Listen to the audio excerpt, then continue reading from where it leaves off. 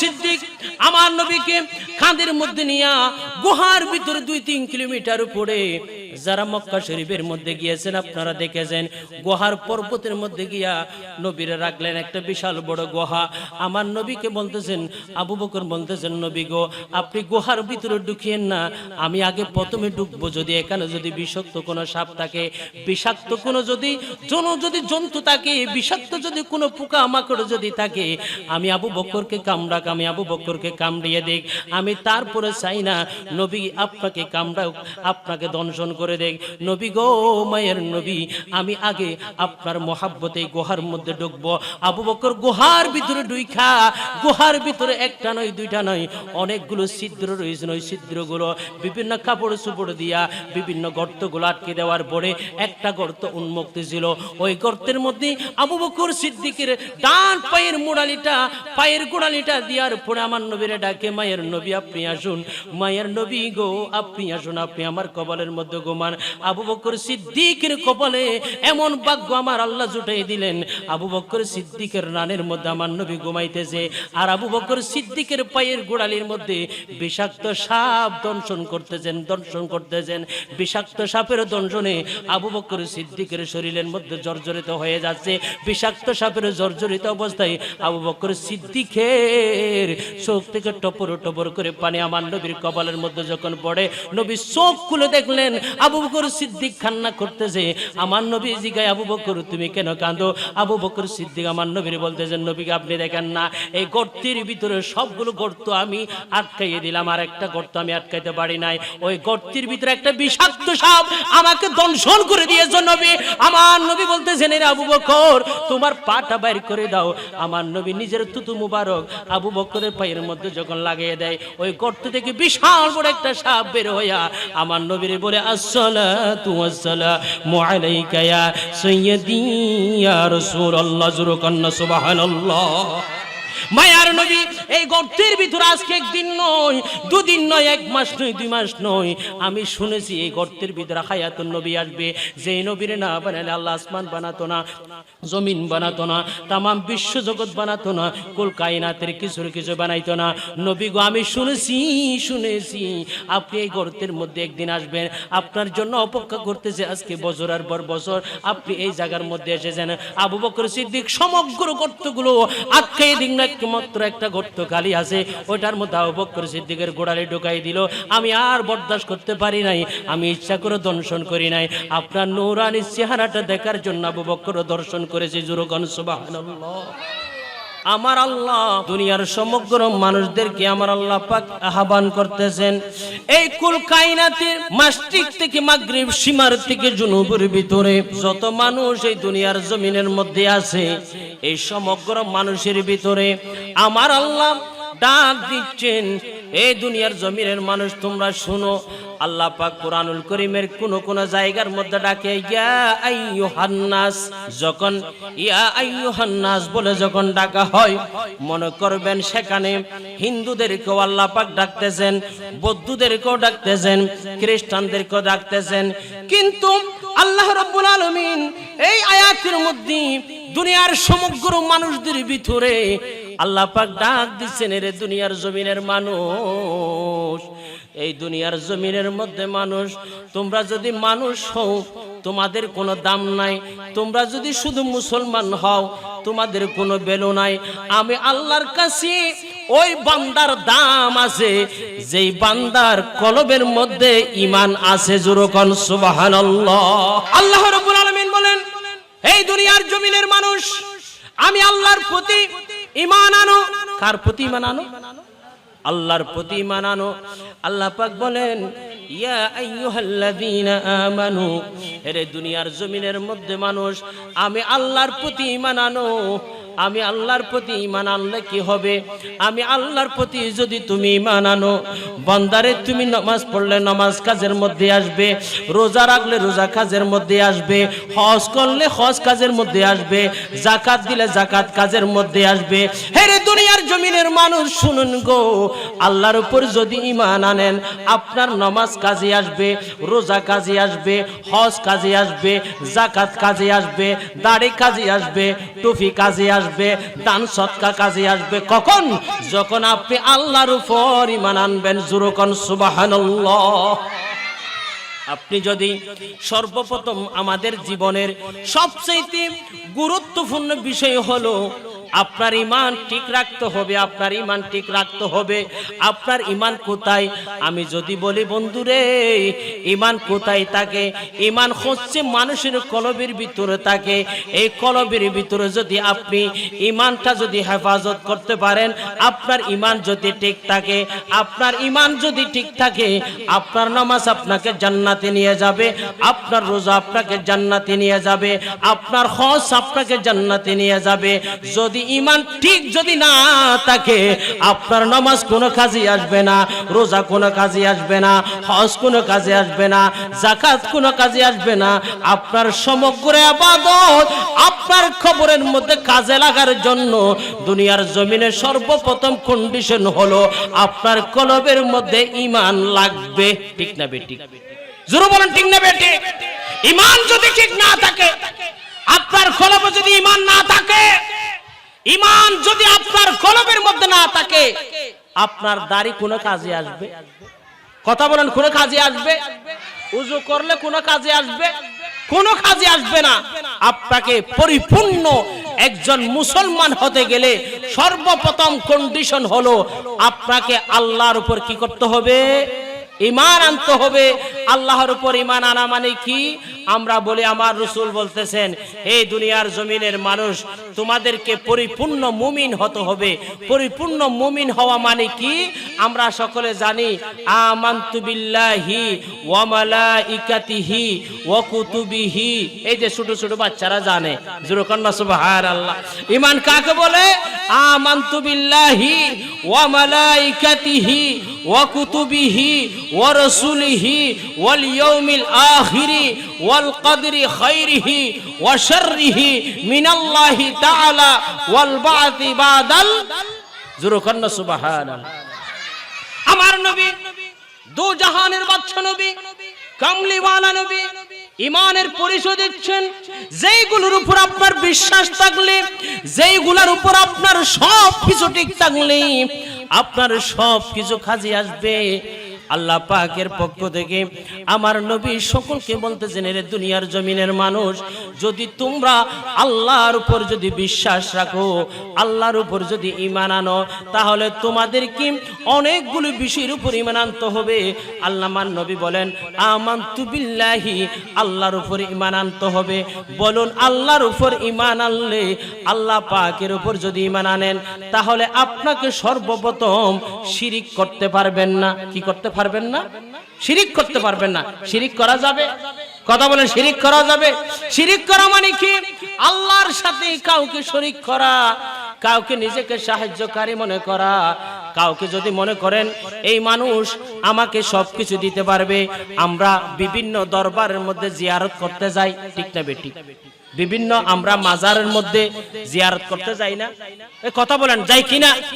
বিভিন্ন মাইজবান্ডার দরবার শরীফ এবং বিভিন্ন বাবা শাহজালাল শাহ, আমানত শাহ, মিসকিন শাহ, গরিবুল্লাহ শাহ, পেঠান শাহ এবং হালিশহরের হাফেজ মনিরুল্লাহ দরবারে আমরা জিয়ারত করি কিনা?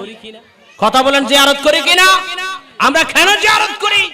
আল্লাহর ওলিদের মাজারের মধ্যে গিয়ে আমরা একবার সূরা ফাতিহা শরীফ, তিনবার সূরা ইখলাস শরীফ পড়ে, দরুদ শরীফ পড়ে জিয়ারত করে বলি, আল্লাহ তোমার এই মকবুল বলি হাফেজ মনিরুল্লাহর দরবার শরীফের মধ্যে আসলাম, গৌসুল আজম মাহমুদুল্লাহ মাইজবান্ডার দরবার শরীফ আসলাম, আমানত শাহ বাজারের দরবারের মধ্যে আসলাম। আল্লাহ, হাত তুলেছি, তোমার কাছে ফরিয়াদ করি, আমি অদম গুনাহগার। আল্লাহর এই ওলির উসিলায় তুমি আমার গুনাহ মাফ করে দাও। জোরে কন্না সুবহানাল্লাহ। এটা হলো জায়েজ। এটা কি? জায়েজ। আপনি যদি মাজারের মধ্যে গিয়ে সরাসরি যদি আল্লাহর ওলির কাছ থেকে খুঁজেন আল্লাহকে বাদ দিয়ে, তখন আল্লাহর সাথে কি হয়ে যাবে? শিরিক হয়ে যাবে। আল্লাহর সাথে বাদ দিয়ে মাজারের মধ্যে যদি আপনি সিজদা মারেন আল্লাহ মনে করে, তা আল্লাহ পাকের সিফতের সাথে যদি কোনো মানুষকে যদি আপনি জড়িত করে ফেলেন, তাহলে আপনি আল্লাহর সাথে শিরিক করবেন। আর যে আল্লাহর সাথে শিরিক করবে, আল্লাহ তার গুনাহ কখনো ক্ষমা করবে না। সেজন্য আমার আল্লাহ রাব্বুল আলামিন বলেন ইন্না শিরকা লাযুলমুন আযীম, যারা শিরক করবে সেই শিরকের গুনাহ আমার আল্লাহ কখনো ক্ষমা করবে না। সেজন্য বিভিন্ন মাজারে আমরা যাব, জিয়ারত করব, কখনো কোন মাজারের মধ্যে সিজদা বলেন করব? মাজারের মধ্যে সিজদা করা যাবে? যাবে না। মাজার হলো জিয়ারতের জায়গা।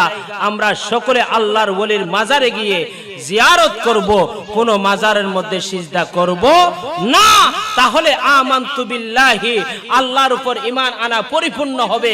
আপনি যখন আল্লাহর উপর ঈমান আনয়ন করবেন তখন আল্লাহ আপনার উপর দয়া করবে। জোরে কন্না সুবহানাল্লাহ। হাবিবে খুদা তুমি নবী কমলিওয়ালা, তাহারি উসিলাতে দুনিয়া উজালা, তাহারি বিরোহী দু চোখ অসুর সড়া,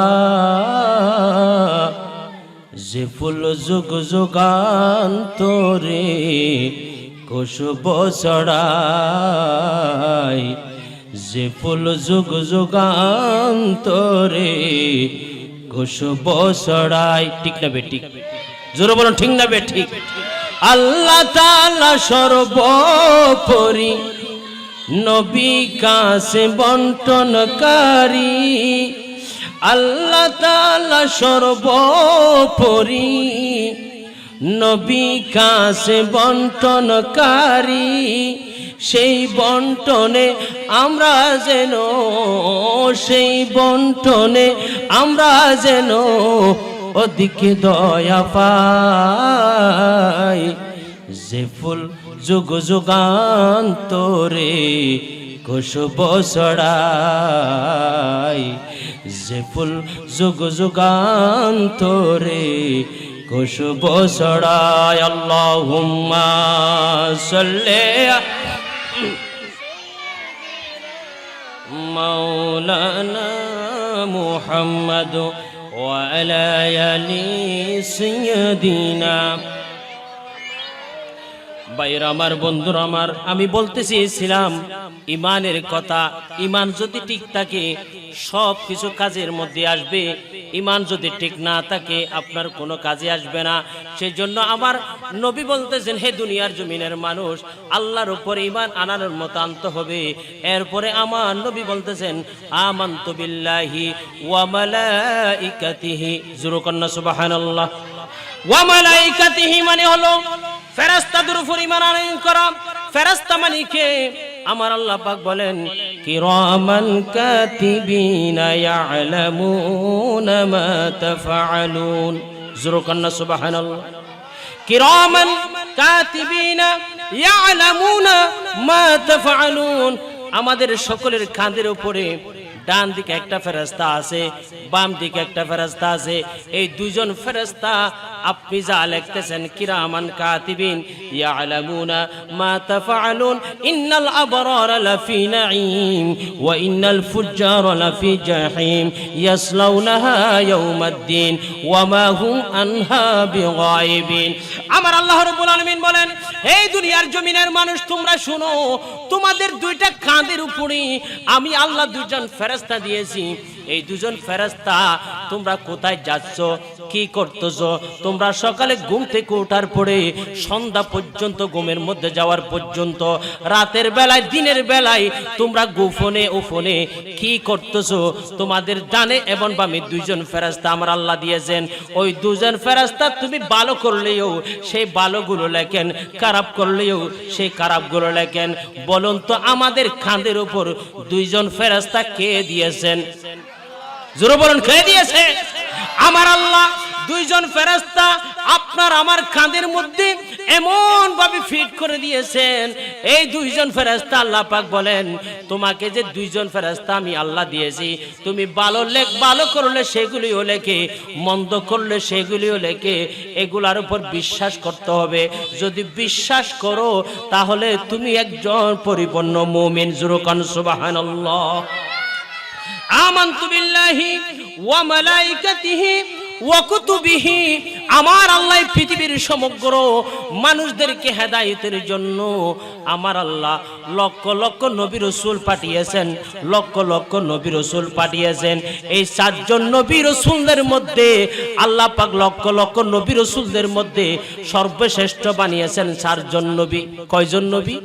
কথা বলেন, কয়জন নবী? আল্লাহ পাক মানুষের হেদায়েতের জন্য লক্ষ লক্ষ নবী রাসূল পাঠিয়েছেন। সেই লক্ষ নবী রাসূলদের মধ্যে সর্বশ্রেষ্ঠ নবী রাসূল বানিয়েছেন 4 জন। কয়জন? জোরে বলেন, কয়জন? আরো জোরে, কয়জন? একজনের নাম হলো হযরত মুসা কলিমুল্লাহ। জোরে কন্না সুবহানাল্লাহ। একজনের নাম কি? মুসা কলিমুল্লাহ। মুসা কলিমুল্লাহকে আল্লাহ একটা কিতাব দিয়েছেন। বলুন তো সেই কিতাবের নাম কি? তাওরাত কিতাব। জোরে বলেন, কোন কিতাব? জোরে বলেন, কোন কিতাব? তাওরাত কিতাব। এরপর হচ্ছে হযরতে দাউদ আলাইহিস সালাম। দাউদ আলাইহিস সালামকে আল্লাহ পাক একটা কিতাব দিয়েছেন। সেই কিতাবের নাম কি? বলুন, জবুর কিতাব। কি কিতাব? ইতারা নামাজে কি কিতাব? জবুর কিতাব। আল্লাহ পাক 4 জন নবী রাসূল, এরা হচ্ছেন সর্বশ্রেষ্ঠ। তন্মধ্যে 1 নম্বর হলেন মুসা কলিমুল্লাহ। মুসা কলিমুল্লাহকে আল্লাহ পাক তাওরাত কিতাব দিয়েছেন। এরপর হযরত দাউদ আলাইহিস সালামকে আল্লাহ পাক জবুর কিতাব দিয়েছেন। হযরতে ঈসা রূহুল্লাহকে আল্লাহ পাক ইনজিল কিতাব দিয়েছেন। সর্বশেষ নবী আমার নবী, আপনার নবী, দো জাহানের বাদশা নবীকে আল্লাহ পাক 30 পারা কুরআনুল কারীম দিয়েছেন। জোরে কোন সুবহানাল্লাহ। তাওরাত কিতাব আছে বর্তমান? কি তাওরাত কিতাব আছে? কথা বলেন, আপনারা কি আমার কথা বুঝতে কষ্ট হচ্ছে? তাওরাত কিতাব কি এখন সমাজের মধ্যে আছে? নাই। জবুর কিতাব আছে? নাই। ইনজিল কিতাব আছে? নাই। কিন্তু কোরআন আছে না নাই? জোরে বলুন, আছে না নাই? কোরআন কি যদি কেউ নিভে ফেলতে চায়, কোরআনের বিরুদ্ধে যদি কেউ ষড়যন্ত্র করে, তাহলে তার পিঠের সাম থাকবে? কথা বলেন, থাকবে? কারণ কেন? কোরআন হচ্ছেন আমার নবীর সর্বশ্রেষ্ঠ মুজিজা। আমার নবী এখনো আছেন। এই মাহফিল আমার নবী দেখেন, এই বিশ্বাস আমাদের আছে না নাই? দুহাত তুলে দেখেন, আছে না নাই? আল্লাহ পাক কবুল করুক, সকলে বলি আমিন। তা আমার নবী কি জিন্দা নাকি মুর্দা? কথা বলেন, আমার নবী জিন্দা না মুর্দা? আমার নবী হচ্ছে জিন্দা। নবী যে জিন্দা সেটার প্রমাণ কি? দুনিয়ার জমিনের মধ্যে আল্লাহ পাক মুসা কলিমুল্লাহকে পাঠিয়েছেন। মুসা কলিমুল্লাহ এই পৃথিবীর জমিনের মধ্যে ছিল। মুসা আলাইহিস সালামকে আল্লাহ পাক তাওরাত কিতাব দিয়েছেন। এই তাওরাত কিতাবে ছিল মুসা আলাইহিস সালাম যখন দুনিয়ার জমিন থেকে চলে গেল, তাওরাত কিতাব শুদ্ধ শহরিয়ে চলে গেল। ঠিক না বেটি? হযরত দাউদ আলাইহিস সালাম আল্লাহর নবী এবং রাসূল এই দুনিয়ার জমিনের মধ্যে মানুষদেরকে আল্লাহর হেদায়েতের জন্য আল্লাহর নবী হযরত দাউদ আলাইহিস সালামকে জমিনের মধ্যে পাঠিয়েছেন। দাউদ নবী পৃথিবীর জমিনের মধ্যে আল্লাহর কথা বলেছেন, আল্লাহ পাকের ওয়াহাদানিয়তের পরিচয় দিয়েছেন। দাউদ নবী দীর্ঘদিন পর্যন্ত জবর থেকে মানুষদেরকে তাফসীর করে শোনাইয়েছেন। যেদিন দাউদ নবী ইন্তেকাল করেছেন, সেদিন দাউদ আলাইহিস সালামের কাছে প্রেরিত জবুর কিতাবও বন্ধ হয়ে গেছে। ঠিক না বেটি? হযরত ঈসা রূহুল্লাহ যিনি এই পৃথিবীর জমিনের মধ্যে আসার পরে আল্লাহ রাব্বুল আলামিন আলওয়ামে আরুহার জগতে যখন তাদের সকলকে যখন ডাকলেন, ওয়াইদ আখাযাল্লাহু মিসাকান নাবিয়িন লামা আতাইতুকুম মিন কিতাবিন ওয়া হিকমাতিন থুম্মা জাআকুম রাসূলুম মুসাদ্দিকুল লিমা মাআকুম লা তুমিনুন্না বি ওয়া লা তানসুরুন্না ক্বালা আকরারতুম ওয়া আখাযতুম আলা যালিকুম ক্বালু ইসরি। তারা সকলে যখন প্রতিজ্ঞা করেছিল, হে আল্লাহ, দুনিয়ার জমিনের মধ্যে গিয়ে তোমার বন্ধুর কথা বলবো, তোমার বন্ধুর উম্মতের কথা বলবো। হযরত ঈসা রূহুল্লাহ দুনিয়ার জমিনের মধ্যে আইসা আমাদের কথা বলেছেন, আমার নবীর কথা বলেছেন। সেই ঈসা রূহুল্লাহ বলতেছেন, হে আল্লাহ, আপনি আখিরি নবীদের উম্মতদেরকে এত সম্মান দিয়েছেন, এত মর্যাদা দিয়েছেন, আমাকে তো আপনি নবী না বানিয়ে সেই নবীর উম্মত বানালে আমি বেশি খুশি হতাম। আমার আল্লাহ দোয়া কবুল করেছেন, ঈসা রূহুল্লাহকে আসমানে তুলে নিয়েছেন। কিয়ামতের পূর্বে সে ঈসা নবী আসবে আমাদের মতো আখিরি নবীর উম্মত হয়ে। জোরে কোন সুবহানাল্লাহ। ঈসা নবীর কাছে আল্লাহ পাক একটা পুস্তক দিয়েছিল, একটা গ্রন্থ দিয়েছিল, সেই গ্রন্থের নাম হলো ইনজিল কিতাব। ঈসা আলাইহিস সালাম চলে যাওয়ার সাথে সাথে ইনজিল কিতাবও বন্ধ হয়ে গেছে, ঠিক না বেটি? আর দু জাহানের বাদশা নবী, হায়াতুন নবী, तमाम বিশ্ব জগতের নবী, আমার নবী হলো জিন্দা নবী। নবী দুনিয়ার জমিন থেকে চলে যান নাই। যারা বলেন আমার নবী দুনিয়ার জমিন থেকে চলে গেছে, নবী নাই, নবী নাই, নবী নাই বলে বলে যারা বলে, তাদের কাছে আমাদের সবচাইতে বড় কথা হলো আমার নবী দুনিয়ার জমিন থেকে যাই নাই। এটা সর্বশ্রেষ্ঠ বড় প্রমাণ হলো 30 পারা কোরআনুল করিম। জুরুকান সুবহানাল্লাহ। নবী দুনিয়ার জমিন থেকে পর্দা করেছে, কোরআন কি চলে গেছে? কথা বলেন, কোরআন কি চলে গেছে? কোরআনকে কি কি নিভে ফেলতে পারবে? কোরআনকে কি কি স্টপ করে দিতে পারবে? কারণ কেন? কোরআন জিন্দা। কোরআন তুমি জিন্দা কেন বলতেছেন? আমি এমন একজন নবীর উপর আসছি, সেই নবী দুনিয়ার জমিন থেকে যাওয়ার পরেও সেই নবীও জিন্দা, এই জন্য আমি কোরআনও জিন্দা। জোরে বলেন সুবহানাল্লাহ। কোরআনুল করিম কি জিজ্ঞাসা, হে কোরআন তোমার পরিচয় কি? তুমি কোত্থেকে এসেছো? তুমি কার কাছে এসেছো? তোমার ডেফিনিশন কি? তোমার পরিচয় কি? কোরআনুল করিম বলবেন আলিফ লাম মিম যালিকাল কিতাবু লা রাইবা ফীহি হুদাল লিল মুত্তাকিন। জোরে বলেন সুবহানাল্লাহ। কোরআনুল করিম বললেন আমি হলাম এমন একটি গ্রন্থ যে গ্রন্থের মধ্যে কোনো ভুল নাই। যালিকাল কিতাব লা রাইবা ফি, আমি এমন একটি গ্রন্থ যে গ্রন্থের মধ্যে কোনো ভুল নাই, কোনো সংশয় নাই। এই কোরআনকে আপনি জিজ্ঞাসা করেন, হে কোরআন তুমি দুনিয়ার জমিনের মধ্যে আসছো, বুঝতে পেরেছি তুমি এই দুনিয়ার জমিনের মধ্যে কিসের জন্য এসেছো, তোমার মিশন কি, তোমার ভিশন কি, তোমার উদ্দেশ্য কি? কোরআন বলবে হুদাল লিল মুত্তাকিন, এই দুনিয়ার জমিনের মধ্যে আসলাম আমি শুধু মুত্তাকিদেরকে পথ দেখার জন্য। জোরে বলেন সুবহানাল্লাহ। কোরআনকে আপনি জিজ্ঞাসা করেন, হে কোরআন তুমি কার পক্ষ থেকে এসেছো, কে তোমাকে পাঠিয়েছে?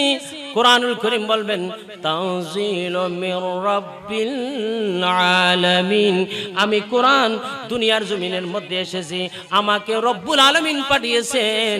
কোরআনকে আপনি জিজ্ঞাসা করেন, হে কোরআন তুমি কার কাছে এসেছো? কোরআন বলবেন মুনাজ্জিলুন আলা মুহাম্মাদিন, আমি আসমানের নবী, দু জাহানের বাদশা নবী, কামলিওয়ালা নবী, হায়াতুন নবী, तमाम বিশ্ব জগতের নবী।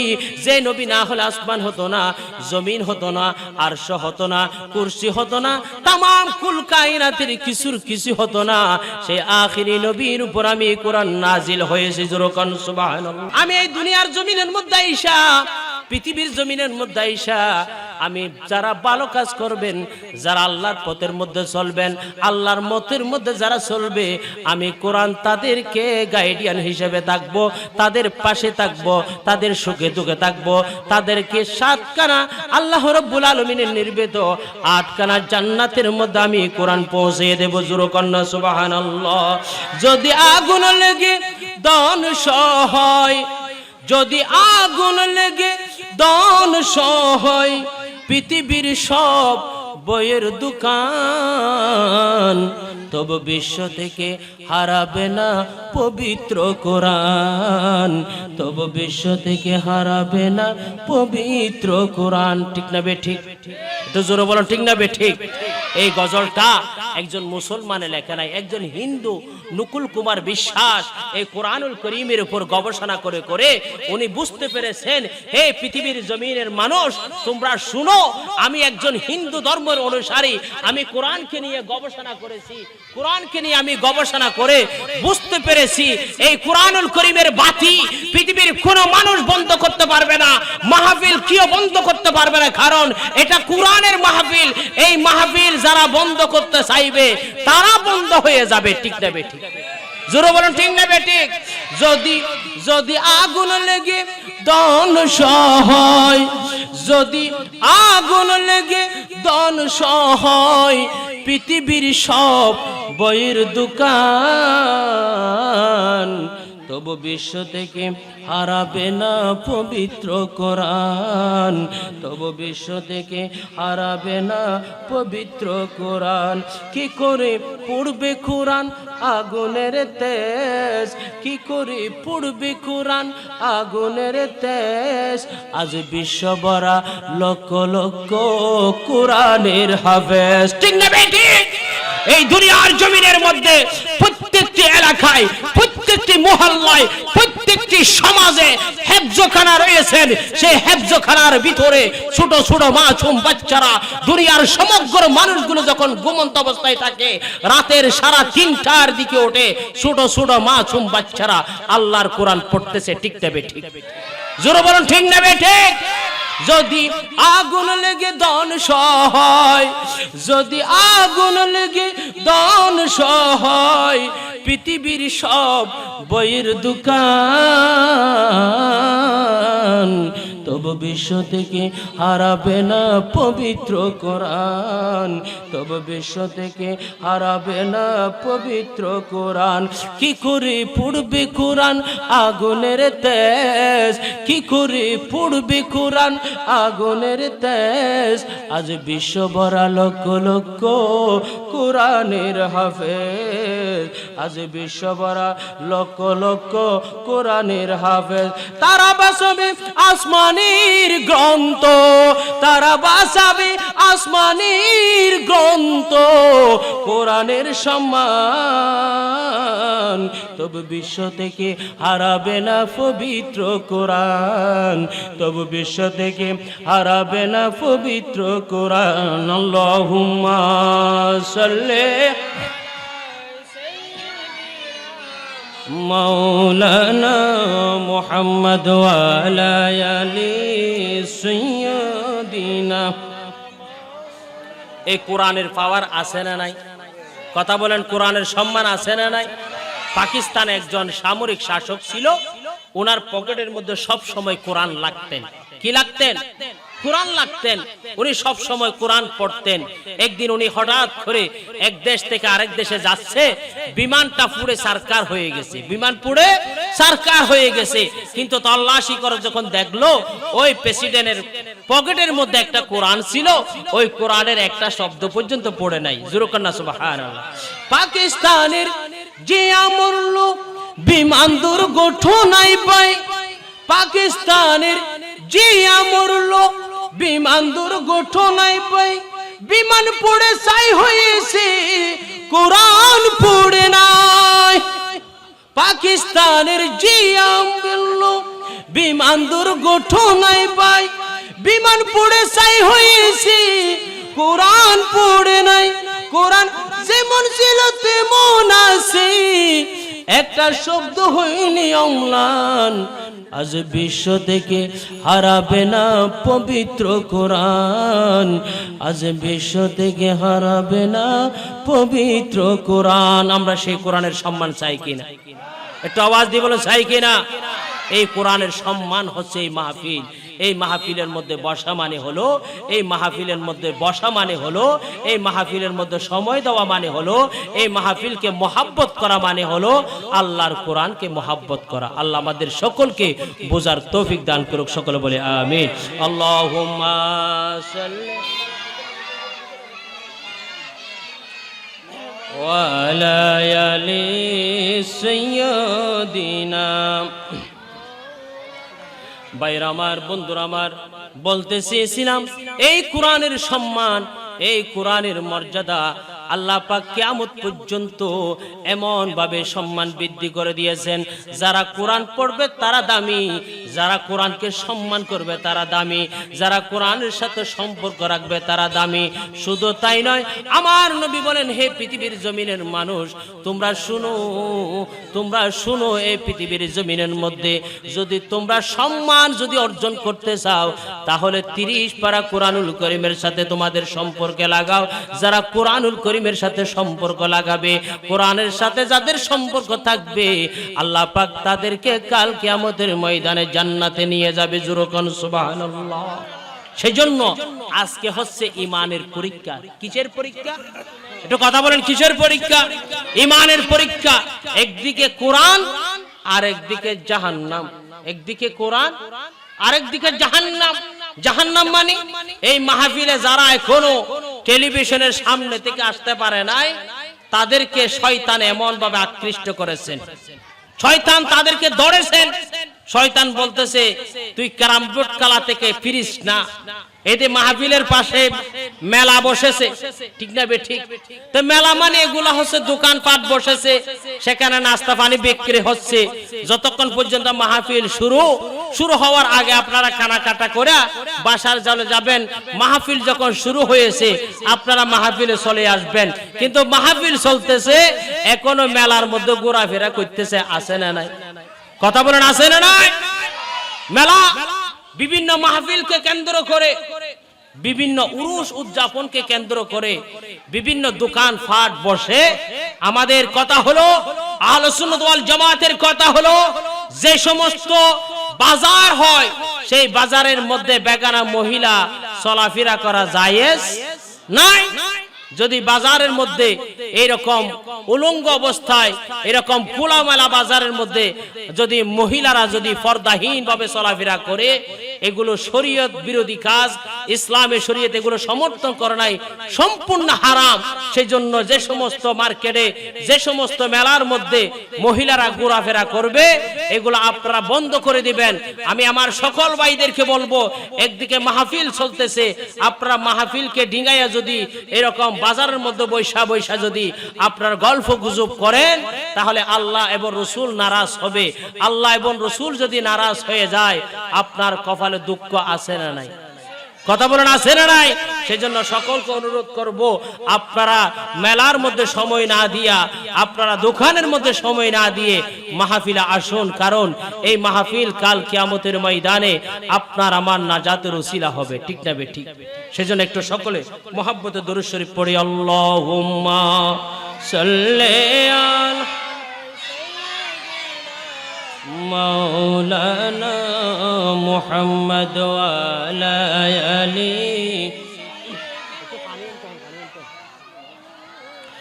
চিন্তা করে দেখর মন, রাতের গভীর নিশীতে, মরণ কালে কে যাবে তোর সঙ্গী হয়ে কবরে। আল্লাহুম্মা সাল্লি আলা মাওলানা মুহাম্মদ ওয়া আলা আলি সাইয়্যিদিনা মাওলানা। আমরা খুশি না বেজার? তো কথা বলেন, খুশি না বেজার? কে কে বেজার একটু হাত তুলুন তো দেখি।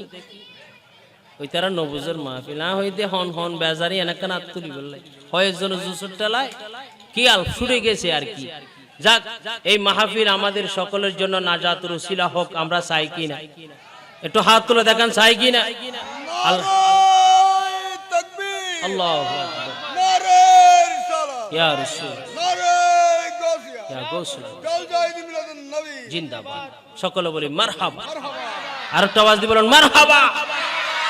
আমরা সকলে এই মাহফিল কিয়ামত পর্যন্ত এই জায়গার মধ্যে জারি থাকুক, সেটা চাই কিনা? আরেকটা আওয়াজ দিয়ে বলুন চাই কিনা? সেজন্য এই মাহফিল কমিটির ভাইদেরকে আপনারা সহযোগিতা করবেন। এবার আসুন, আমার আলোচনার মূল বিষয় আমি আপনাদেরকে ইঙ্গিত দিচ্ছিলাম। আমাদের সকলের সামনে আল্লাহ রাব্বুল আলামিন এমন একটি মেসেজ দিচ্ছে।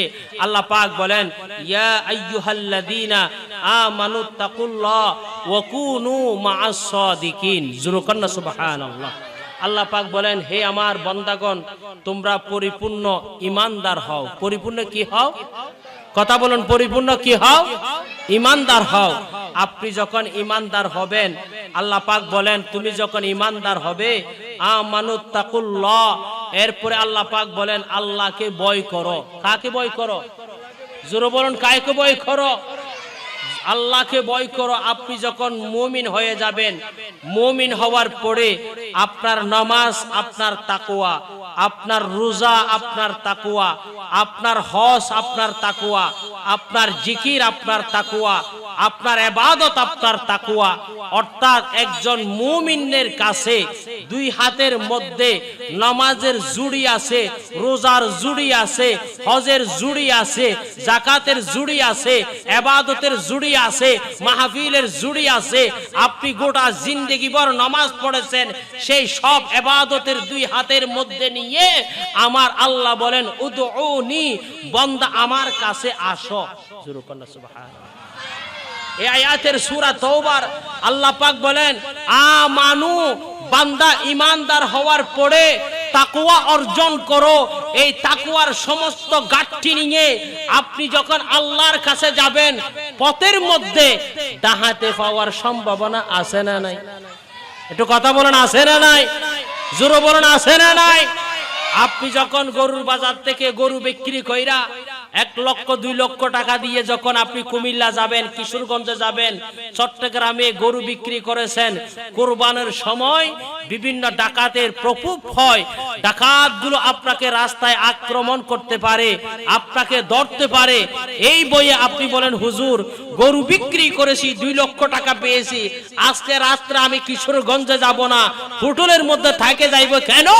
আমাকে রাস্তায় ডাকাতে যদি অ্যাটাক করে আমার টাকাগুলো নিয়ে নেয়, আমি ধ্বংস হয়ে যাব।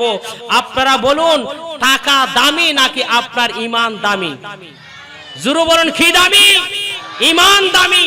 ঈমানদার হওয়ার পরে আপনি নামাজের জুড়ি, রোজার জুড়ি, ইবাদতের জুড়ি নিয়ে যখন আল্লাহ পর্যন্ত যখন আপনি পৌঁছতে থাকবেন, আল্লাহর পথে যখন আপনি যাবেন, আমার আল্লাহ বলেন হে আমার বান্দাগণ তোমরা শোনো, ঈমানদার হয়ে নামাজের জুড়ি নিয়ে, ইবাদতের জুড়ি নিয়ে আল্লাহকে পাওয়ার জন্য যখন তুমি আসবে, সেই পথের মধ্যে তোমাকে ইবলিস শয়তান ধরবে। ইবলিস শয়তানের কাছে যদি তুমি পড়ো, ইবলিস শয়তান তোমাকে জাহান্নামের দিকে নিয়ে যাবে। ঠিক না বেঠিক? কথা বলেন, ঠিক না বেঠিক? এই জন্য আমার আল্লাহ রাব্বুল আলামিন বলেন বান্দা তুমি ঈমানদার হয়েছো, ঠিক আছে, তুমি পরহেজগার হয়েছো, ঠিক আছে, আমি আল্লাহ পর্যন্ত পৌঁছার জন্য আরেকজনের কাছে যেতে হবে। সে হচ্ছে গৌস পাক আব্দুল কাদের জিলানী। জোরে কর না সুবহানাল্লাহ। হুজুর আপনি এটা কি বললেন? আমি নামাজও পড়লাম, আমি রোজাও রাখলাম, আল্লাহ পর্যন্ত পৌঁছে যাব। আল্লাহ বলতেছে না, আমি পর্যন্ত পৌঁছতে পারবে না। সরাসরি নামাজ আর ঈমান এবার নামাজ নিয়ে আমার কাছে আসতে গেলে তোমাকে শয়তান ধরবে, 100% ধরবে, যেন তোমাকে শয়তান ধরতে না পারে। এরকম এমন একজন আল্লাহর বন্ধুর সাথে, আল্লাহর ওলির সাথে তোমার সম্পর্ক লাগাতে হবে, যিনি তোমাকে আল্লাহ পর্যন্ত পৌঁছিয়ে দেবে। যেমন আপনাদেরকে আরো সহজ ভাষায় বুঝাই। আপনি বিদেশে যেতে চাচ্ছেন, বিদেশে যাওয়ার জন্য আপনার প্রথম লাগবে পাসপোর্ট। কি ফুট? পাসপোর্ট। আপনি পাসপোর্ট রেডি করলেন, পাসপোর্ট রেডি কইরা আপনি বিমানবন্দরে গিয়ে ইমিগ্রেশন করলেন। পাসপোর্টে শেষ, ইমিগ্রেশনে শেষ। এখন আপনি বসলেন কিসের জন্য? বিমানের জন্য। কিসের জন্য বলেন বাবা? আমি বুঝাচ্ছি জান্নাতে কিভাবে যাবেন। আপনার পাসপোর্টও আছে, ইমিগ্রেশনও করে ফেললেন, আপনি বসে আছেন, এখন বিমান আসবে, বিমানের মধ্যে বৈশা আপনি দুবাই চলে যাবেন, মস্কেট চলে যাবেন। কোন কারণে মনে করলেন বিমান আসে নাই, বিমান দুর্ঘটনা হয়ে গেছে, কোন কারণে বিমান আসে নাই। এখন আপনার পাসপোর্ট ইমিগ্রেশন দুটোটা আপনার কি হয়ে যাবে? ডিসমিস হয়ে যাবে। আপনাকে পরবর্তী ফ্লাইটের জন্য বসে থাকতে হবে, সময় নষ্ট হবে, আপনাকে ব্যাক হয়ে যেতে হবে। কেন? আপনার বিমান না আসার কারণে। ঠিক না বেঠিক?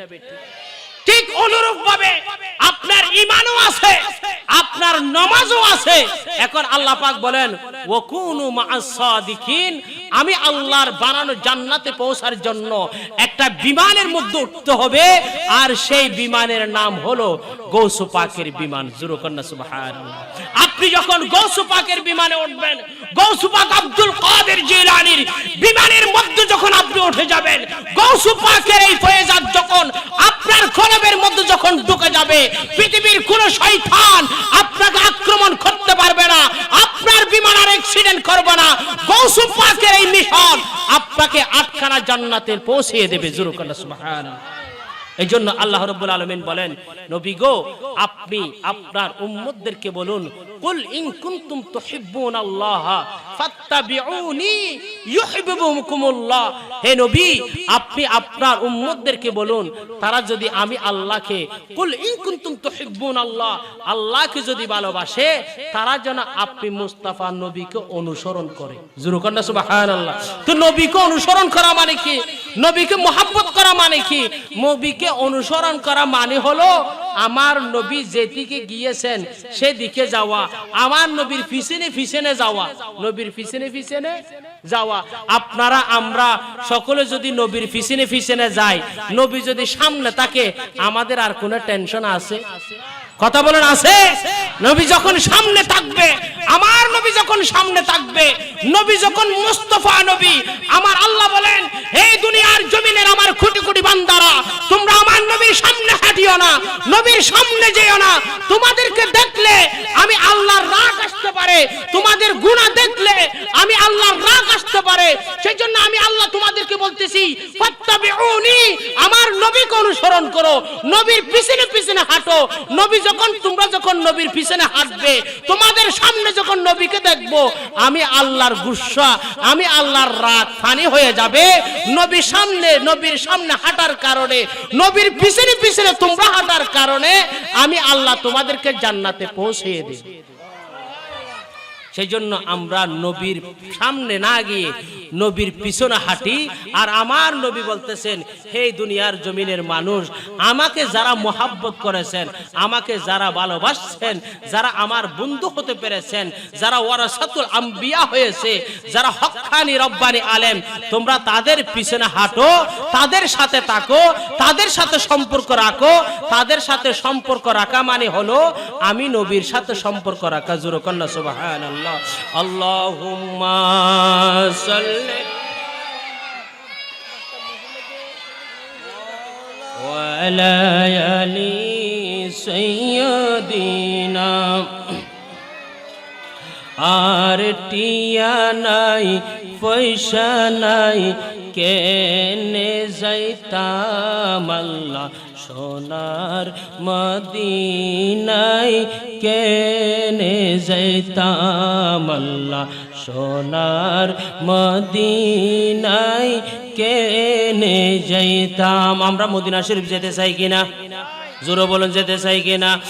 আর টিয়া নাই পয়সা নাই, কেনে যাইতাম আল্লাহ সোনার মদিনায়, কেনে যাইতাম আল্লাহ সোনার মদিনায়, কেনে যাইতাম। মনে হতে যাইবাল্লাই, কিন্তু টিয়া পয়সা নাই। মনে হতে যাইবার লাই, কিন্তু টিয়া পয়সা নাই। মনে হর পাখির মতো ওড়াল মারিতাম আল্লাহ, মনে হর পাখির মতো ওড়াল মারিতাম। আর টিয়া নাই পয়সা নাই, কেনে যাইতাম আল্লাহ সোনার মদিনায়, কেনে যাইতাম। আই যদি হইতাম আকাশের তারা, আরে আই যদি হইতাম আকাশের তারা, সাই থাকতাম মদিনা মনোয়ারা। আয় আল্লাহ সাই থাকতাম মদিনা মনোয়ারা। আরে আয় মদিনা সাই সাই, মদিনা সাই সাই, আল্লাহ আশা ফুরাইতাম সোনার মদিনায়, কেনে যাইতাম আল্লাহ সোনার মদিনায়, কেনে যাইতাম। আল্লাহুম্মা সাল্লি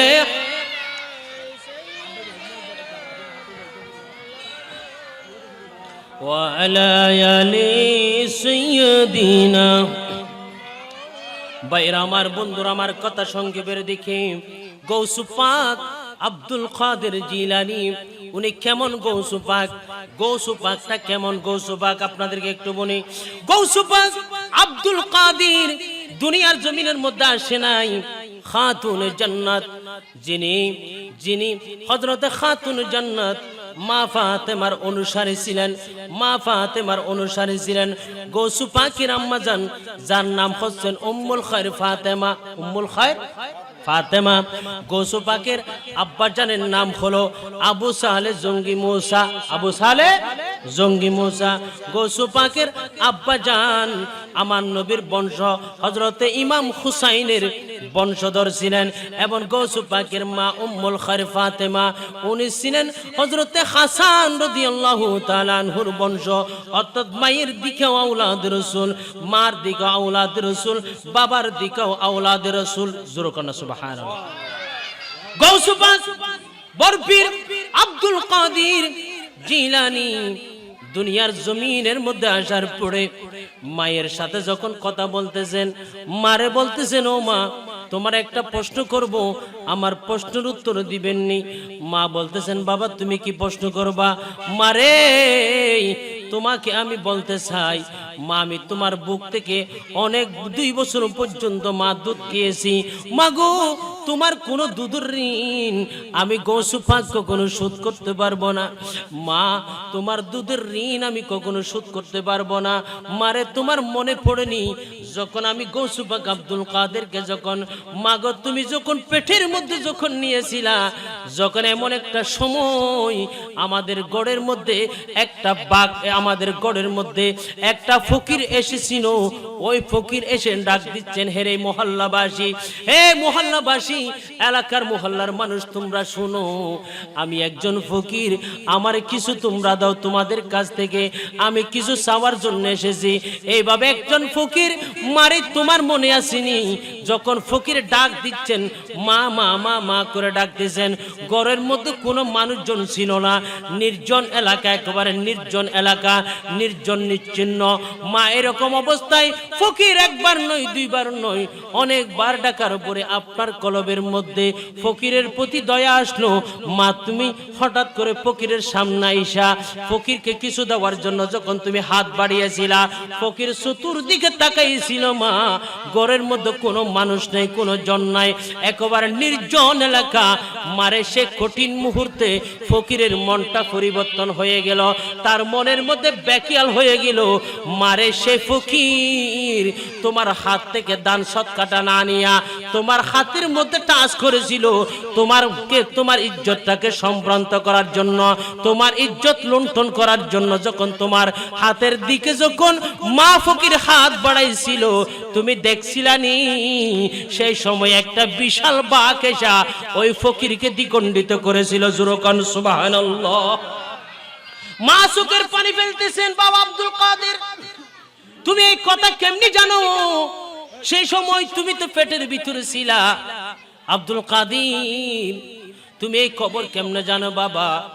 এই সময় তো তুমি তো দুনিয়ার জমিনের মধ্যে আসো নাই বাবা, তুমি ফকিরের কথা কেমনে জানো? তুমি বাঘের কথা কেমনে জানো? এইরকম বাঘ এসে মানুষটাকে দ্বিখণ্ডিত করেছেন, বাবা তুমি এই কথাটা কেমনে চিনো? আব্দুল কাদের খোদার কসম করে বলতেছেন, মাগো তুমি জানো নি সেই সময় আমি আব্দুল কাদের তোমার পেট থেকে বাইর হইয়া আমি একটা বিশাল বড় বাঘের সুর ধরে মারে তোমার সম্মান আমি আব্দুল কাদের বাঁচিয়েছি। জোরকন সুবহানাল্লাহ। বলুন সেই ক্ষমতা বড়ফির আব্দুল কাদেরকে কে দিয়েছে? জোরে বলুন কে দিয়েছে? আল্লাহ যদি কাউকে যদি সম্মান দিতে চায়, আল্লাহ যদি কাউকে যদি ইজ্জত দেয়, আল্লাহ যদি কাউকে যদি সম্মান দেয়, পৃথিবীর সমগ্র মানুষ যদি তার সাথে ষড়যন্ত্র করে, কোন কাজে আসবে? কত বলেন কোন কাজে আসবে? সেই বড়পীর আব্দুল কাদের দুনিয়ার জমিনের মধ্যে 4 বছর বয়স বাবা বলতেছে, আবু সালে জঙ্গি মুসা বলে, বাবা আসো, আজকে তোমাকে মক্তবে নিয়ে যাব পড়ার জন্য, আজকে তুমি পড়বা বাবা, তোমাকে আজকে পড়তে হবে, আসো মক্তবে যায়, তোমাকে পড়া শুরু করব। এরকম করে হাতটা ধরে 4 বছর বয়সী শিশু সন্তান আব্দুল কাদেরকে নিয়ে যখন মক্তবে নিয়ে হুজুরের সামনে যখন বসাই দিল, হুজুর বলতেছেন, আব্দুল কাদের পড়ো তো দেখি, আউযুবিল্লাহ পড়ো। আব্দুল কাদের বলতেছেন, আউযুবিল্লাহ তো আমি পড়ে ফেলছি, বিসমিল্লাহ পড়তেছি। জোরে কন্না সুবহানাল্লাহ। উস্তাদ বলেন, হে আব্দুল কাদের, দেখি তুমি পড়ো বিসমিল্লাহির রহমানির রহিম। সকল আমার মুখে মুখে বলি, আলহামদুলিল্লাহি রাব্বিল আলামিন আর রহমানির রহিম মালিকি ইয়াউমিদ্দিন ইয়্যাকা না'বুদু ওয়া ইয়্যাকা নাস্তাঈন। এইভাবে বরফির আব্দুল কাদের যখন উস্তাদ যখন বলতেছেন, হো আমার প্রিয় 4 বছরের শিশু সন্তান আব্দুল কাদের, তুমি আমার মুখে মুখে কোরআন শরীফ পড়ো। আব্দুল কাদের বলেন, হুজুর আপনি আমার সূরা ফাতিহা শরীফ পড়াচ্ছেন, এটা আমি আগে পড়ে ফেলছি। উস্তাদ একটা পড়লে আব্দুল কাদের আরেকটা পড়ে, আব্দুল কাদের সামনে উস্তাদ আরেকটা পড়া দিলে আব্দুল কাদের জিলানী আরেকটা পড়তেছেন। এইভাবে 1 পারা 2 পারা 3 পারা 4 পারা 5 পারা, এইভাবে 18তম পারা পর্যন্ত আব্দুল কাদের একটা বৈঠকের মধ্যে উস্তাদকে শিখিয়ে দিলেন। জোরে কোন সুবহানাল্লাহ। উস্তাদ চোখের পানি ফেলে ফেলে আবু সালে মুসা জঙ্গির বলেন, রে আবু সালে মুসা, তুমি কোন সন্তানকে আমার সামনে নিয়ে এসেছো? এই সন্তান 4 বছর বয়সে আমার সামনে নিয়ে এসেছেন, এই সন্তানকে আমি কিছু পড়ানোর জন্য, কিন্তু আমি দেখলাম এটা তো সব কিছু শিখে আসলো, তার কাছে তো কোনো কিছু নাই, সব কিছু স্পষ্ট হয়ে গেছেন, এটা তো সব কিছু জানেন। বরফির আব্দুল কাদের বলতেছেন, ওগো আমার উস্তাদ, এগুলো আমি আমার মায়ের পেট থেকে শিখে এসেছি। জোরে কোন সুবহানাল্লাহ। উম্মুল খায়র ফাতেমা বলতেছেন, ওগো উস্তাদ, ওগো আমাদের শিক্ষক, আপনি জানেন আমি যখন আমার এই আব্দুল কাদেরকে যখন গর্ভের ভিতরে যখন ধারণ করলাম, গর্ভে থাকা অবস্থায় আমার এই সন্তানকে নিয়ে আমি প্রতিদিন সূরা ফাতিহা থেকে শুরু করে 18 পারা পর্যন্ত আমি পড়তাম। আর যখন আমি পড়তাম আমি চিন্তা করতাম আমার আব্দুল কাদের পেটের ভিতর আছে। আর আব্দুল কাদের বলতেছেন, মা তুমি তো 1 থেকে 18তম পারার হাফেজ ছিলা, তুমি হাফেজা ছিলা, 18 পারা পর্যন্ত তুমি পড়েছো বলে তোমার মুখ থেকে আমি 18 পারা শুনে শুনে হাফেজ হয়ে গেছি। মা 30 পারা যদি তুমি পড়তে, তোমার পেটের ভিতর আমি 30 পারা মুখস্থ করে দুনিয়ার জমিনে আসতাম। জোরে কন্না সুবহানাল্লাহ। সেই গৌস পাকের সম্মান মর্যাদা আছে না নাই? কথা বলেন, আছে না নাই? গৌস পাক বলতেছেন, শুধু তাই নয়, হে আমার লক্ষ কোটি কোটি ভক্তরা, তোমরা শুনো, যখন আমার আব্বাজান আমার 6 বছর বয়স, 6 বছর বয়সের মধ্যে বাগদাদের সবচেয়ে বড় দামেস্কের মসজিদের মধ্যে, বড় মসজিদের মধ্যে আমার আব্বাজান খুতবা দিত, জুমার নামাজ পড়াইতো। একদিন আমার আব্বা সুন্দর জুব্বা পরে, কাপড় পরে জুমার জন্য মসজিদে বের হবে, মসজিদের উদ্দেশ্যে ঘর থেকে বের হবে।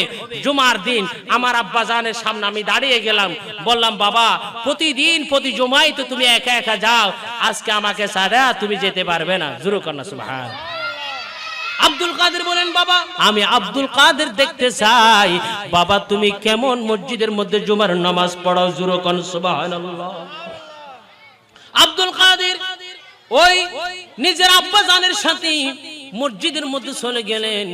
আব্দুল কাদের আব্বাজান আবু সালে মুসা জঙ্গি জুমার খুতবা দিচ্ছেন, শত শত মানুষ আব্দুল কাদের জিলানীর আব্বাজানের পিছনে, আবু সালে জঙ্গি মুসার পিছনে নামাজের জন্য প্রস্তুত হয়ে গেছেন।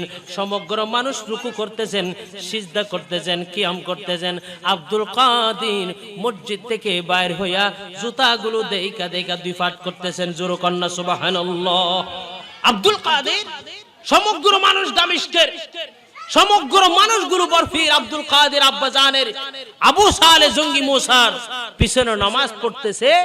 আর শিশু 6 বছরের বাচ্চা গৌস পাক আব্দুল কাদের জুতাগুলো দেখা দেখা বাক করতেছেন, জুতা দেখে দেখে বলতেছে কোনটা জান্নাতে যাবে কোনটা জাহান্নামের মধ্যে যাবে। জান্নাতি জুতাগুলো একদিকে রাখতেছেন, জাহান্নামের জুতাগুলো আরেকদিকে রাখতেছে। জোরে কন্যা সুবহানাল্লাহ। নামাজ শেষ হলো, মানুষের মধ্যে গন্ডগোল লেগে গেল। হায়রে খিরে কি অবস্থা, আমাদের জুতা এখানে ছিল বক্সের ভিতরে, জুতা কই গেল। পরিশেষে মানুষ যখন মসজিদ থেকে বাইর হয়, রাস্তার মধ্যে দুই ফাট করে সুন্দর সুন্দর করে আব্দুল কাদের জিলানী সাজিয়ে রেখেছেন। জোরে কন্যা সুবহানাল্লাহ। আবু সালে জঙ্গি মুসা জিজ্ঞাসা, বাবা এই কাজ কে করেছেন? আব্দুল কাদের দাঁড়িয়ে গেছে, আব্বা জান আমি করেছি। কেন করেছো? হাজার শত শত মুসল্লির সামনে 6 বছরের শিশু আব্দুল কাদের বলতেছেন, বাবা তোমার পিছনে যারা নামাজ পড়ছে সবাই তো আর জান্নাতে যাবে না। আমি জুতা দেখে দেখে ডান দিকে যাদের জুতা রাখছি এরা সবাই জান্নাতে যাবে, আর বাম দিকে যাদের জুতা রাখছি এরা সবাই জাহান্নামের মধ্যে যাবে।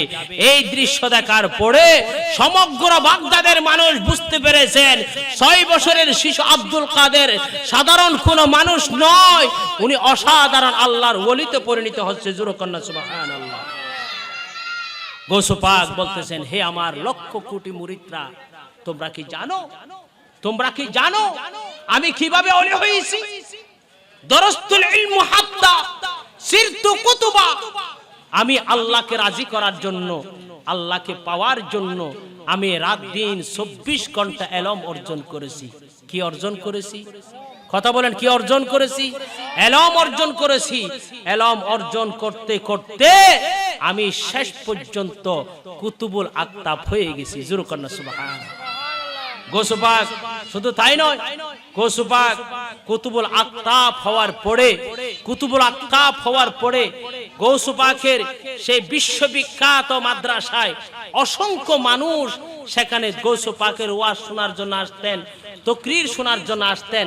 একদিন একটা মহিলা তার ছোট একটা বাচ্চাকে বলতেছেন, হুজুর আমার এই ছোট বাচ্চাটাকে আপনার কাছে রেখে যাচ্ছি, আমার এই বাচ্চাকে একটু আপনার মতো করে বানাবেন, একটা কোরআনে হাফেজ বানাবেন, আমার এই সন্তানকে আপনার কাছে আমানত দিয়ে যাচ্ছি, আপনি আমার এই সন্তানকে মানুষের মতো মানুষ করবেন।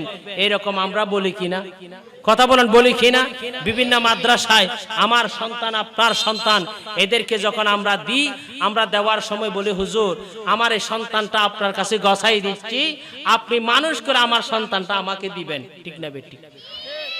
ওই মা এইভাবে তার প্রিয় সন্তান, ছোট সন্তানকে গৌস পাকের আব্দুল কাদের জিলানীর মাদ্রাসার মধ্যে যখন ভর্তি করাইয়া দিলেন, ভর্তি করার পরে ওই সন্তান একদিন নয়, 2 দিন নয়, 1 মাস নয়, 2 মাস নয়, গৌস পাক তাকে তালিম দেওয়া শুরু করলো।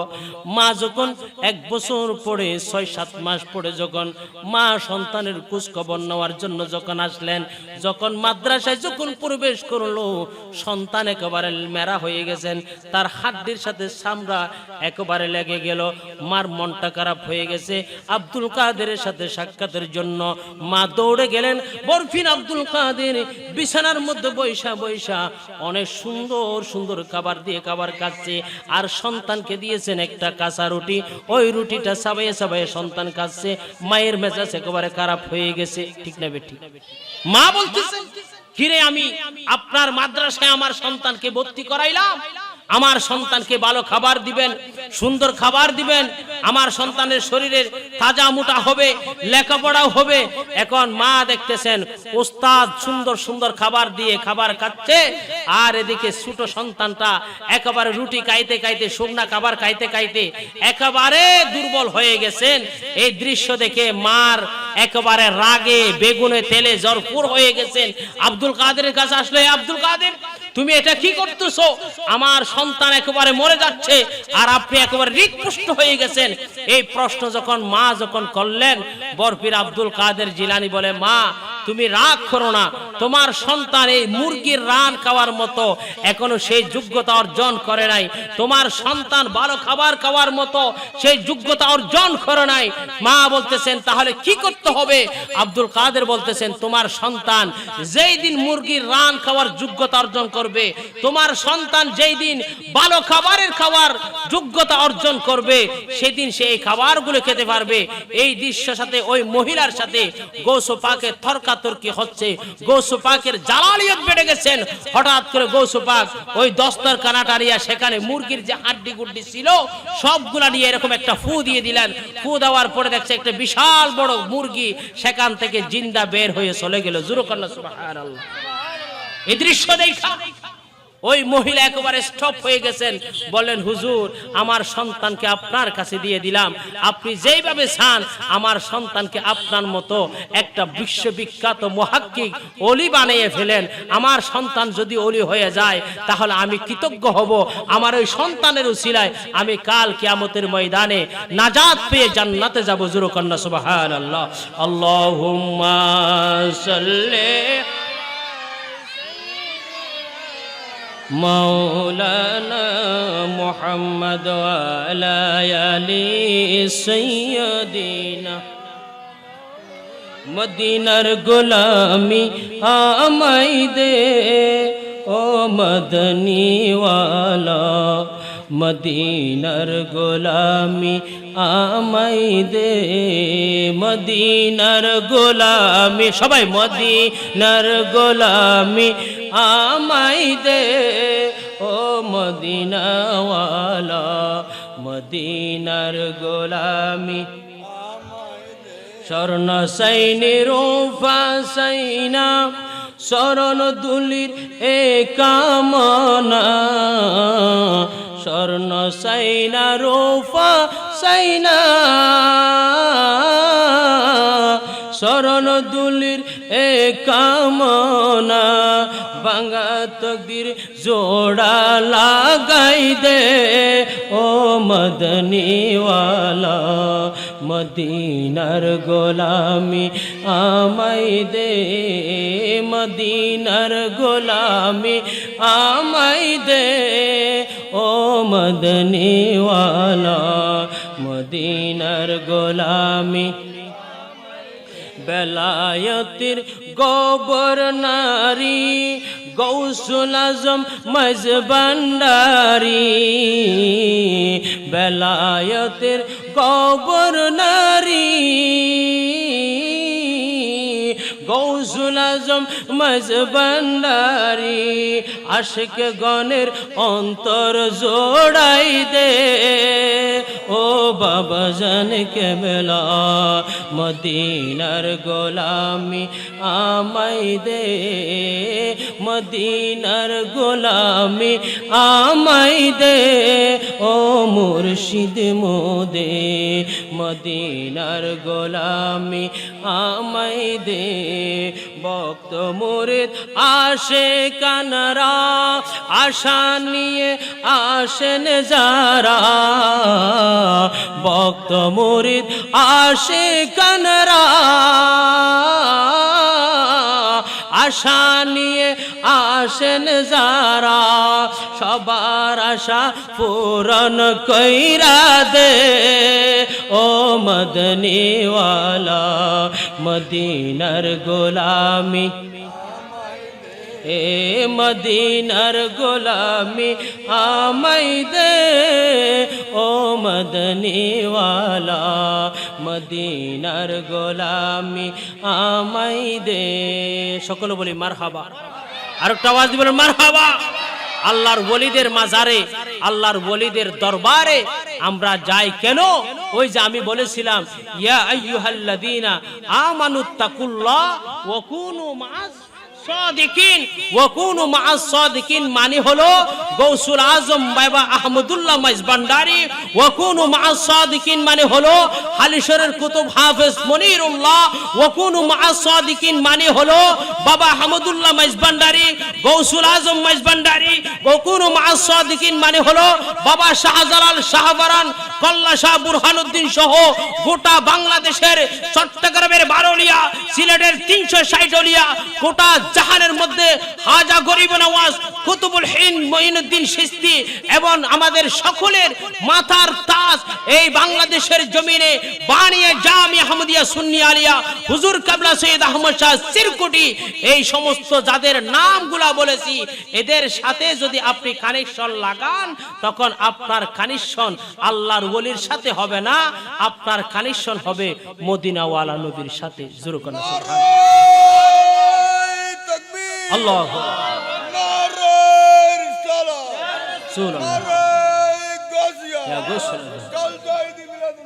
সকলে মদিনার গোলামি আমায় দে ও মদনীওয়ালা, মদিনার গোলামি আমায় দে, মদিনার গোলামি আমায় দে ও মদনীওয়ালা, মদিনার গোলামি আমায় দে।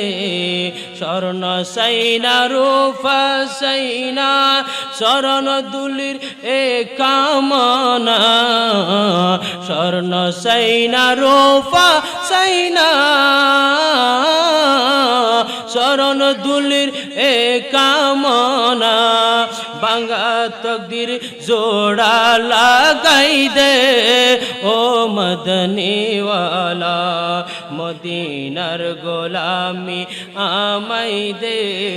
মাইজ ভান্ডারের মিলন মেলা ওলি আল্লাহর 20 তলা, আরে মাইজ ভান্ডারের মিলন মেলা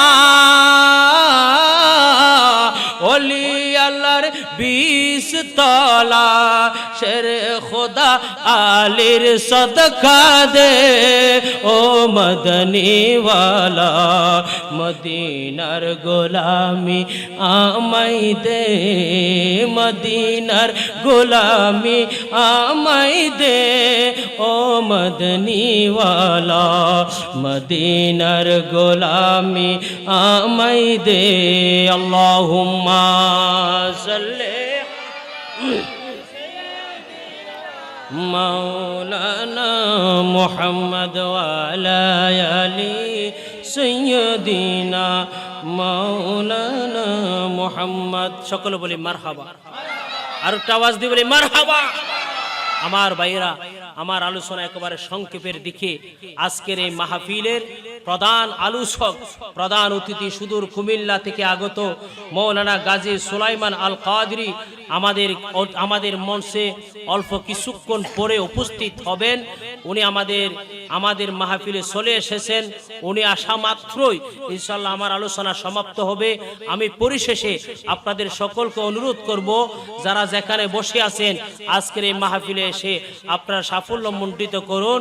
আল্লাহ পাক আপনাদের সকলের আশা বসা আজকের মাহফিলকে কবুল করে নিক। সকলে বলে আমিন। আর একটু জোরে বলুন আমিন। আমার ভাইয়েরা, আমার দ্বিতীয় যে কথাটা ছিল আজকের এই মাহফিল, একটা হচ্ছে ফাতিহায়ে ইয়াজদুহুম আর একটা হচ্ছে ঈদে মিলাদুন নবী। জোরে কোন সুবহানাল্লাহ। একটা হচ্ছে মিলাদুন নবী। মিলাদুন নবীর সর্বশ্রেষ্ঠ কথা হলো নবীর মোহাব্বত। নবীর কি? আর একটু জোরে বলো, নবীর কি? নবীর ভালোবাসা, নবীর মোহাব্বত যার কলবে যত বেশি, নবীর আন্তরিকতা, আমার নবীর প্রতি যার কলবে যত বেশি ভালোবাসা আছে, যত বেশি মোহাব্বত আছে, সেই তত বেশি আল্লাহর মর্যাদা অর্জন করতে পেরেছেন, আমার নবীর আপন হতে পেরেছেন শুধুমাত্র মোহাব্বত দিয়ে। জোরে কন্না সুবহানাল্লাহ। আমার নবী মসজিদে নববী শরীফের মধ্যে নবী ওয়াজ করতেছেন আসরের সময়। সেখানে শত শত সাহাবায়ে কেরাম বৈঠক অবস্থায় ছিল। আমার নবী বলতেছেন, হে আমার সাহাবায়ে কেরাম, তোমরা অল্প কিছুক্ষণ পরে এমন একজন ব্যক্তিকে দেখবে যাকে দেখা মানে হলো একজন জান্নাতীকে দেখা। জোরে কন্না সুবহানাল্লাহ। আমার নবী বলতেছেন, হে আমার সাহাবারা, অল্প কিছুক্ষণ পরে তোমাদের মধ্যে এমন একজন মানুষ প্রবেশ করবে যাকে দেখা মানি কাকে দেখা? জান্নাতি লোককে দেখা। জান্নাতি একজন মানুষ তোমরা দেখতে পাচ্ছ। অল্প কিছুক্ষণ পরে তোমাদের এই মঞ্চের মধ্যে, মসজিদে নববী শরীফে এমন একজন লোক প্রবেশ করবে যিনি প্রবেশ করার সাথে সাথে, যাকে দেখার সাথে সাথে তোমরা একজন জান্নাতি যুবককে দেখতে পাবে। জোরে কন্যা সুবহানাল্লাহ। আমার নবী বলেন, এই ঘোষণাটা যখন দিল, সব সাহাবীরা অধীর আগ্রহ নিয়ে বসে আছেন। দেখি মসজিদে নববী শরীফের মধ্যে কে ঢুকতেছে, কে ঢুকতেছে একে দেখার জন্য সবাই অধীর আগ্রহ নিয়ে বসে আছেন। জোরে কন্যা সুবহানাল্লাহ। অল্প কিছুক্ষণ পরে দেখলেন সবার মধ্যে মসজিদে নববী শরীফের মধ্যে হযরত আবু বকর সিদ্দিক প্রবেশ করলেন। জোরে কন্যা সুবহানাল্লাহ। আবু বকর সিদ্দিক যখন প্রবেশ করলো, নবী বলতেছেন, হে আমার সাহাবায়ে কেরাম, আবু বকরকে সিদ্দিককে দেখো, যিনি একজন জান্নাতি যুবক। জোরে কন্যা সুবহানাল্লাহ। আবু বকর সিদ্দিককে আমার নবী শত শত সাহাবায়ে কেরামের সামনে জান্নাতি বলে ঘোষণা দিলেন। জান্নাতি বলে কি দিলেন? ঘোষণা দিলেন।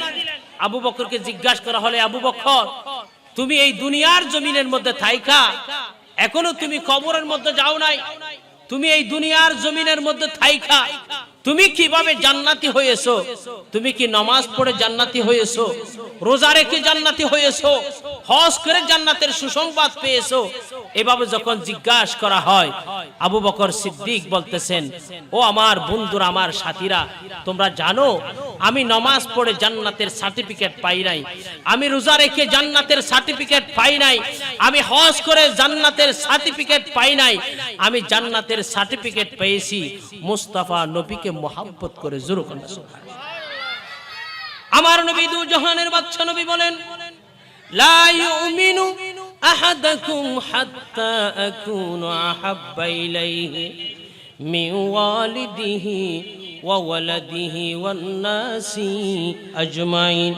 হে পৃথিবীর জমিনের মানুষ, এই দুনিয়ার জমিনের টাকা পয়সা, ধন সম্পদ, যত কিছু আমার আল্লাহ তোমাদেরকে দিয়েছে, সমগ্র সম্পদের চাইতেও যদি তোমরা আমি মুস্তাফা নবীর যদি বেশি মহাব্বত করতে না পারো, আমি রাসূলকে যদি তুমি সবচেয়ে বেশি মহাব্বত করতে না পারো, তাহলে তুমি মনে রাখো, লা ইউমিনু আহাদাকুম হাত্তা আকুনু, ততক্ষণ পর্যন্ত তুমি ঈমানদার হতে পারবে না, ততক্ষণ পর্যন্ত তুমি মুমিন হতে পারবে না।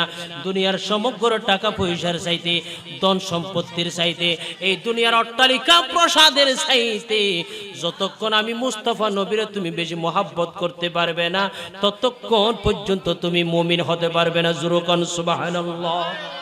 আবু বকর সিদ্দিক বলেন, আমি নবীরে কেমন করে মহাব্বত করতাম তোমরা জানো নেই। কয়েকটা দৃষ্টান্ত আপনাদের সম্মুখে বলি। আবু বকর সিদ্দিক, আমার নবী বলেন, হে আবু বকর, তুমি আমারে কেমন করে মহাব্বত করো তুমি বলো। আবু বকর সিদ্দিক বলেন, নবী গো, এই দুনিয়ার জমিনের মধ্যে আমার সবচাইতে মহাব্বত হলো কি জানেন?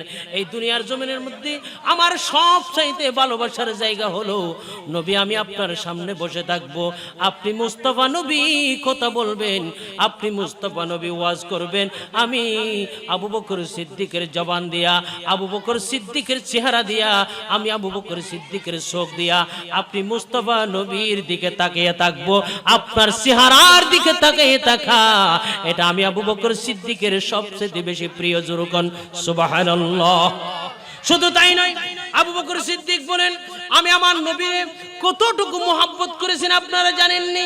যখন আমার নবী বলেন, হে আবু বকর, তুমি এই দুনিয়ার জমিনের মধ্যে থাকা অবস্থায় যে কোনো মুহূর্তে আমাকে মদিনা শরীফের মধ্যে চলে যেতে হবে, মদিনা শরীফ আমাকে হিজরত করতে হবে। হে আবু বকর, যে কোনো মুহূর্তে আমি তোমাকে ডাকবো, তুমি প্রস্তুত থাকিও, তোমাকে নিয়ে আমি যে কোনো মুহূর্তে মদিনা শরীফের মধ্যে চলে যাব।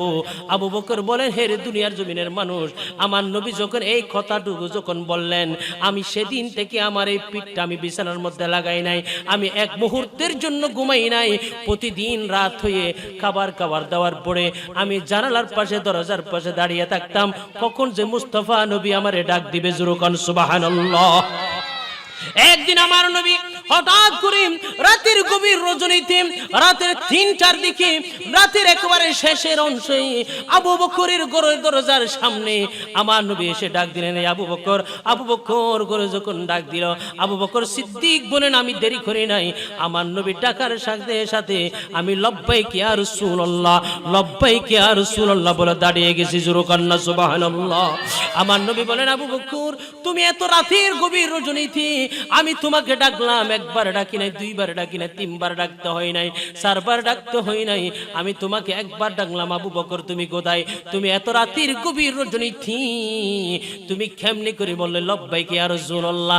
আবু বকর সিদ্দিক চোখের পানি ফেলে ফেলে বলতেছেন, ইয়া রাসূলুল্লাহ আজ থেকে আপনি মাস 2 মাস পূর্বে বলেছিলেন আবু বকর তুমি প্রস্তুত থাকিয়ে তোমাকে নিয়ে যে কোনো মুহূর্তে আমাকে মদিনা শরীফের মধ্যে চলে যেতে হবে। ইয়া রাসূলুল্লাহ খুদা কি কসম, খুদা কি কসম, মায়ের নবী গো আপনি যখন এই কথা বলার পর থেকে আমি আর আমার পিঠটা আমি মাটির মধ্যে লাগাই নাই, বিছানার মধ্যে লাগাই নাই। নবী গো, মায়ের নবী আপনার আহ্বানের মধ্যে সাড়া দেওয়ার জন্য প্রতিদিন আমি ঘরের জানালার মধ্যে দাঁড়িয়ে থাকতাম। জোরে কন্না সুবহানাল্লাহ। আমার কথা একেবারে সংক্ষেপের দিকে আমি বলেছিলাম লা ঈমান আলা লিমান মুহাব্বাতালা।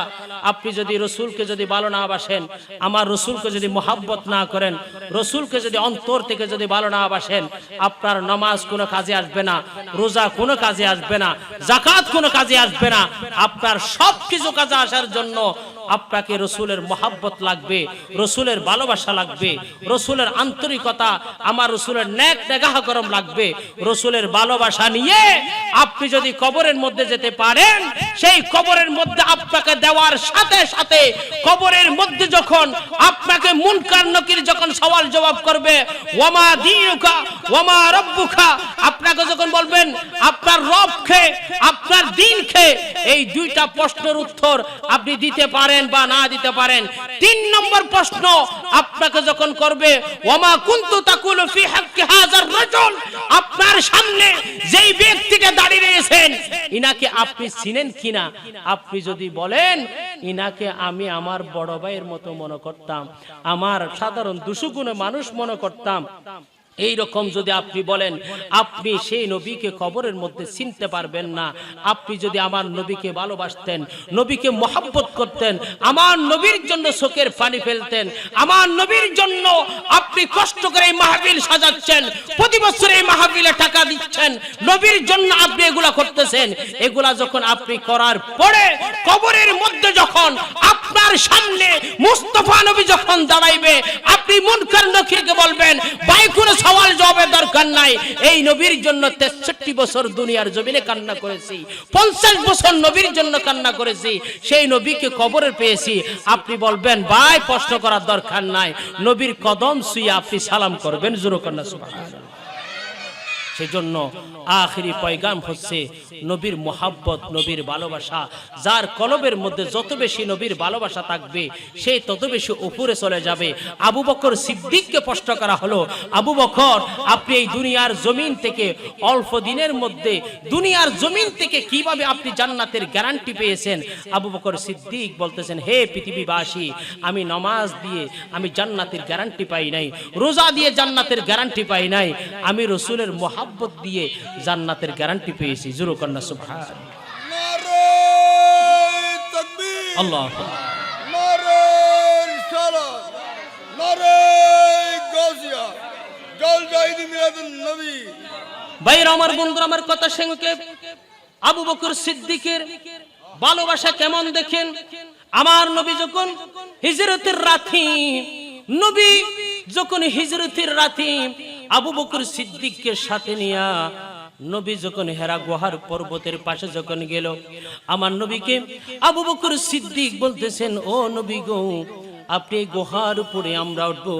নবী আপনি মনের মধ্যে কষ্ট পাবেন, আপনি পায়ের মধ্যে ব্যথা পাবেন, মায়ার নবী আপনি পার মধ্যে ব্যথা পাবেন, কষ্ট পাবেন। আপনি আবু বকর সিদ্দিকের কাঁধের মধ্যে বসে পড়ুন। নবী আপনি আমার কাঁধের মধ্যে পড়েন, আমি আপনাকে কাঁধের মধ্যে নিয়ে এই গুহার মধ্যে আপনাকে নিয়ে যাব। জোরে কন্না সুবহানাল্লাহ। আবু বকর সিদ্দিক আমার নবীকে খাদের মধ্যে নিয়া গুহার ভিতরে 2-3 কিলোমিটার উপরে যারা মক্কা শরীফের মধ্যে গিয়েছেন আপনারা দেখেছেন, গুহার পর্বতের মধ্যে গিয়া নবীরে রাখলেন একটা বিশাল বড় গুহা। আমার নবীকে বলতেছেন, আবু বকর বলতেছেন, নবী গো আপনি গুহার ভিতরে ঢুকিয়েন না, আমি আগে প্রথমে ঢুকবো। যদি এখানে যদি বিষাক্ত কোনো সাপ থাকে, বিষাক্ত কোনো যদি জন্তু থাকে, বিষাক্ত যদি কোনো পোকা মাকড় যদি থাকে, আমি আবু বকরকে কামড়াক, আমি আবু বকরকে কামড়িয়ে দেখ, আমি তারপরে চাই না নবী আপনাকে কামড়াক, আপনাকে দংশন করে দেখ। নবী গো মায়ের নবী, আমি আগে আপনার মহাব্বতে গুহার মধ্যে ঢুকবো। আবু বকর গুহার ভিতরে ঢুইখা, গুহার ভিতরে একটা নয় দুইটা নয় অনেকগুলো ছিদ্র রয়েছে। ওই ছিদ্রগুলো বিভিন্ন কাপড় চোপড় দিয়া বিভিন্ন গর্তগুলো আটকে দেওয়ার পরে একটা গর্ত উন্মুক্ত ছিল। ওই গর্তের মধ্যে আবু বকর সিদ্দিকের ডান পায়ের গোড়ালিটা দেওয়ার পরে আমার নবীরে ডাকে, মায়ের নবী আপনি আসুন, মায়ের নবী গো আপনি আসুন, আপনি আমার কপালের মধ্যে ঘুমান। আবু বকর সিদ্দিকের কপালে এমন ভাগ্য আমার আল্লাহ জুটাই দিলেন, আবু বকর সিদ্দিকের রানের মধ্যে আমার নবী ঘুমাইতেছে, আর আবু বকর সিদ্দিকের পায়ের গোড়ালির মধ্যে বিষাক্ত সাপ দংশন করতেছেন। বিষাক্ত সাপের দংশনে আবু বকর সিদ্দিকের শরীরের মধ্যে জর্জরিত হয়ে যাচ্ছে। বিষাক্ত সাপের জর্জরিত অবস্থায় আবু বকর সিদ্দিকের চোখ থেকে টপর টপর করে পানি আমার নবীর কপালের মধ্যে যখন পড়ে, নবী চোখ খুলে দেখলেন আবু বকর সিদ্দিক কান্না করতেছে। আমার নবী জিগায়, আবু বকর তুমি কেন কাঁদো? আবু বকর সিদ্দিক আমার নবীর বলতেছেন, নবীকে আপনি দেখেন না এই গর্তের ভিতরে সবগুলো গর্ত আমি আটকাইয়ে দিলাম, আর একটা গর্ত আমি আটকাইতে পারি নাই। ওই গর্তের ভিতরে একটা বিষাক্ত সাপ আমাকে দংশন করে দিয়েছে নবী। আমার নবী বলতেছেন, এর আবু বকর তোমার পাটা বাইর করে দাও। আমার নবী নিজের তুতু মুবারক আবু বকরের পায়ের মধ্যে যখন লাগিয়ে দেয়, ওই গর্ত থেকে বিশাল বড় একটা সাপ বের হইয়া আমার নবীর বলে, আসসালাতু ওয়াসসালামু আলাইকা ইয়া সাইয়্যিদি ইয়া রাসূলুল্লাহ, যুরকান্না সুবহানাল্লাহ। মায়ার নবী এই গর্তের ভিতরে আজকে একদিন নয়, দুদিন নয়, 1 মাস নয়, 2 মাস নয়, আমি শুনেছি এই গর্তের ভিতরে হায়াতুন নবী আসবে। যে নবীর না বানালে আল্লাহ আসমান বানাতো না, জমিন বানাতো না, তাম বিশ্ব জগৎ বানাতো না, কুল কায়নাতের কিছু বানাইতো না। নবী গো আমি শুনেছি আপনি এই গর্তের মধ্যে একদিন আসবেন, আপনার জন্য অপেক্ষা করতেছে আজকে বছরের পর বছর, আপনি এই জায়গার মধ্যে এসেছেন। আবু বকর সিদ্দিক সমগ্র গর্তগুলো আটকাই দিন না, মাত্র একটা গর্ত খালি আছে, ওটার মধ্যে আবু বকর সিদ্দিকের গোড়ালি ঢুকাই দিল। আমি আর বরদাস্ত করতে পারি নাই, আমি ইচ্ছা করে দংশন করি নাই, আপনার নূরানি চেহারাটা দেখার জন্য আবু বকর দর্শন করেছি। জুরগান সুবহানাল্লাহ। আমার নবী দেখেন আবু বকরকে কত ভালোবাসে। আবু বকর সিদ্দিক বলতেছেন, এর দুনিয়ার মানুষ, আমি আমার নবীর সবচেয়ে বেশি ভালোবাসি দুনিয়ার জমিন থেকে। আমার নবী যখন পর্দা করলো, এর কিছুদিন পরে আবু বকর আর দুনিয়ার মধ্যে নাই। আবু বকর দুনিয়ার জমিন থেকে চলে যাওয়ার পূর্বে তার সফর সঙ্গীদেরকে বলেন, ওরে আমার সফর সঙ্গী, আমি দুনিয়ার জমিন থেকে চলে যাওয়ার পরে তোমরা আমার লাশটা নিয়া, আমি আবু বকর সিদ্দিকের লাশটা নিয়া তোমরা আমার নবীর রওজা শরীফের সামনে যাবা। নবীর বলবেন, ইয়া রাসূলুল্লাহ, ইয়া হাবিবাল্লাহ, আপনার দীর্ঘদিনের মুহাব্বতের সাথে আবু বকর সিদ্দিক দুনিয়ার জমিন থেকে চলে গেল, আপনি যদি অনুমতি দেন আপনার পাশে আবু বকর সিদ্দিককে দাফন করাবো। আপনি যদি অনুমতি না দেন আবু বকর সিদ্দিককে জান্নাতুল বকির মধ্যে দাফন করাবো। জোরকন্না সুবহানাল্লাহ। আবু বকর সিদ্দিক দুনিয়ার জমিন থেকে ইন্তেকাল হওয়ার পরে হযরত ওমর, হযরত উসমান, মাওলা আলী শের খুদা সবাই আবু বকর সিদ্দিকের লাশটা জানাজার নামাজ পড়া আমার নবীর রওজা শরীফের সামনে দাঁড়াইয়া, আমার নবীর রওজা শরীফের সামনে কাটিয়াটা সোজা করে দিলেন। আমার নবীর সালাম দিচ্ছেন, আসসালাতু ওয়াসসালামু আলাইকা ইয়া সাইয়্যিদি ইয়া রাসূলুল্লাহ। ও মায়ার নবী গো, আপনার চিরদিনের সাথী আবু বকর আপনার সামনে লাশ হয়ে এসেছে, আপনি যদি পারমিশন দেন, আপনি যদি অনুমতি দেন, আপনার বন্ধু আবু বকর সিদ্দিককে আপনার পাশে আমরা শায়িত করে দিতে যাই। আমার নবী গায়েবী ভাবে ডাক দেয়, ও আমার আবু বকর সিদ্দিক, ও গো আমার উসমান, ও গো আলী, ও গো উমর, তোমরা আর দেরি করো না। আমার বন্ধু আবু বকর আমার জন্য হেরা গুহার ভিতর আগে ঢুকে আমার জন্য সমগ্র গর্তটা পরিবেশ করেছেন, সুন্দর করেছেন, পরিষ্কার পরিচ্ছন্ন করেছেন। আমি মুস্তাফা নবী আবু বকরের আগে দুনিয়ার জমিন থেকে পর্দা হায়া রওজা শরীফের মধ্যে আমার বন্ধুর জন্য আমি জান্নাতি লেবাস করে দিছি। আমার বন্ধুর সাথে বন্ধুর তোমরা মিলিয়ে দাও। জোরকান সুবহানাল্লাহ। নবীর সাথে মোহাব্বত যদি হয়, নবীকে যদি ভালোবাসেন, নবীকে যদি মোহাব্বত করেন, আপনার পরিণতি আবু বকর সিদ্দিকের মতো হবে। আপনি যদি আমার নবীকে ভালোবেসে দুনিয়ার জমিন থেকে যেতে পারেন, কবরের মধ্যে আপনাকে দেওয়ার সাথে সাথে আমার নবীর সাথে আপনার সাক্ষাৎ হবে। সেই সাক্ষাৎ আমরা চাই কিনা? এটা জোরে বলেন, চাই কিনা? আল্লাহ পাক পরিশেষে আপনাদের সকলের কাছে অনুরোধ করব, আপনারা সকলেই আমার নবীকে মোহাব্বত করবেন, নবীকে ভালোবাসবেন, নবীকে ভালোবেসে 5 ওয়াক্ত নামাজ পড়বেন। 5 ওয়াক্ত নামাজটা কখনো ছাড়বেন না। আপনারা সকলেই 5 ওয়াক্ত নামাজটুকু আদায় করবেন। 5 ওয়াক্ত নামাজ আদায় করার মাধ্যমে আপনি যদি সংসার করেন, ব্যবসা বাণিজ্য করেন, যারা অফিসে যান, যারা সিএনজি চালান, যারা ঠেলা গাড়ি চালান, যারা যে অবস্থায় থাকেন, আপনারা যদি 5 ওয়াক্ত নামাজ যদি ঠিক রাখেন, আপনার দুনিয়া আখিরাত উভয় জগৎ কামিয়াব হবে। আল্লাহ পাক আমাদের সকলকে ঈমান আমল নিয়ে কবরে যাওয়ার তৌফিক দান করুক। পরিশেষে হৃদয়ের জানালাটা খুলে দাও না, হৃদয়ের জানালাটা খুলে দাও না, প্রভুর প্রেমে মন সাড়া দাও না, বান্দা প্রভুর প্রেমে মন। বিশ্ব মালিক যিনি আল্লাহ মহান, বিশ্ব মালিক যিনি আল্লাহ মহান, সৃষ্টি খুলে এই নিখিল জাহান, নিখিল জাহান। আল্লাহ আল্লাহ রবি সবই দিওয়ানা, প্রভুর প্রেমে মন সাড়া দাও না, বান্দা প্রভুর প্রেমে মন সাড়া দাও না। ক্ষমা যদি চাও খুব পাপ করিয়া, ক্ষমা যদি চাও খুব পাপ করিয়া, ক্ষমা করে দিবেন প্রভু ক্ষমা বিলিয়া, ক্ষমা বিলিয়া। দরবার কেন তার হাত পাত না, দরবার কেন তার হাত পাত না, প্রভুর প্রেমে মন সাড়া দাও না, হৃদয়ের জানালাটা খুলে দাও না, হৃদয়ের জানালাটা খুলে দাও না, প্রভুর প্রেমে মন সাড়া দাও না, প্রভুর প্রেমে মন, বান্দা প্রভুর প্রেমে মন সাড়া দাও না। সকলে বলি মারহাবা, আল্লাহুম্মা আমিন। আলহামদুলিল্লাহি রাব্বিল আলামিন, والعاقبة للمتقين والصلاة والسلام على سيد المرسلين وعلى آله وأصحابه وإطرته والناس أجمعين.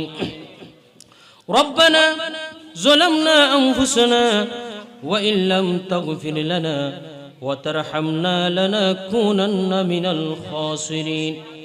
সকলে একটু মহাব্বতের জবান খুলে মা বাবার জন্য একটু দোয়া করি।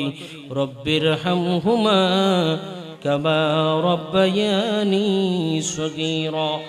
আয় রব্বুল আলামিন, প্রতি বছরের ন্যায় উত্তর হালি শহর গলিসিপাপাড়া 26 নম্বর ওয়ার্ড আল্লাহ এলাকার সর্বস্তরের বাইদের ব্যবস্থাপনায় পবিত্র ঈদ এ মিলাদুন নবী ফাতিহা ইয়াজদুহুম উপলক্ষে আল্লাহ প্রতি বছর এই জায়গার মধ্যে আশিক রাসূল ভাইয়েরা, তোমার নবীর গোলামগণ আল্লাহ মানুষের ঘরে ঘরে গিয়া, দোকানে দোকানে গিয়া, গার্মেন্টসের মধ্যে গিয়া, রাস্তাঘাটে রিকশাওয়ালা, সিএনজি চালক, ঠেলা গাড়িওয়ালা, আল্লাহ আশেপাশে যত দোকানদার আছেন, মানুষের বাড়িতে বাড়িতে 100 টাকা, 200 টাকা, 500 টাকা, 1000 টাকা এরকম করে তুলে তুলে আল্লাহ প্রতি বছর এই মাহফিলটা করে থাকেন।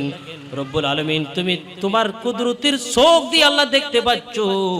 আল্লাহ তোমার এই বান্দাদের কষ্টের মেহনত তুমি কবুল করিয়া নাও। আয় আল্লাহ, তাদের অনেকের এখানে ভাড়া করে থাকেন, আল্লাহ তারা দূর দূরান্ত থেকে এসে আল্লাহ এখানে কাজ করতেছেন। আল্লাহ আমি প্রতি বছর এই মাহফিলে শরীক শামিল হই, আমার সাথে একজন মেহমান থাকে। রব্বুল আলামিন আল্লাহ এই মাহফিল কিয়ামত পর্যন্ত আল্লাহ তুমি জারিয়ার সারি লাগো আল্লাহ। রব্বুল আলামিন সুদূর কিশোরগঞ্জ থেকে আল্লাহ দোয়া চেয়েছেন, আল্লাহ আমার প্রিয় ভাই নবী সহ আয় আল্লাহ তার সাথে আল্লাহর তার আম্মা জান আব্বা যারা দোয়া চেয়েছেন, আল্লাহ কেন নাম জানা অজানা আল্লাহ সকলের জন্য আমি দোয়া করতেছি, এলাকাবাসীর জন্য দোয়া করতেছি। আল্লাহ এই মাহফিলের জন্য যারা 1 টাকা থেকে শুরু করে 1000 টাকা দিয়েছেন, আল্লাহ প্রত্যেকের মেহনত টাকাগুলো তুমি কবুল করিয়া নাও। আল্লাহ 1 টাকার বিনিময়ে লক্ষ কোটি টাকার মালিক বানিয়ে দাও। আয় আল্লাহ এই মাহফিলের জন্য বিশেষ করে জাবেদ মুস্তাকিম, আল্লাহ তাদের সাথে আমি নাম জানতেছি না বলে নাম ধরতে পারতেছি না। আয় আল্লাহ যুবক ভাইরা নামের জন্য করতেছে না, তোমার নবীর গোলাম হিসাবে আয় আল্লাহ প্রতি বছর আমার সাথে যোগাযোগ রাখেন। আয় আল্লাহ এই মাহফিল সফলতার জন্য তারা অনেক কষ্ট করেন, মেহনত করেন।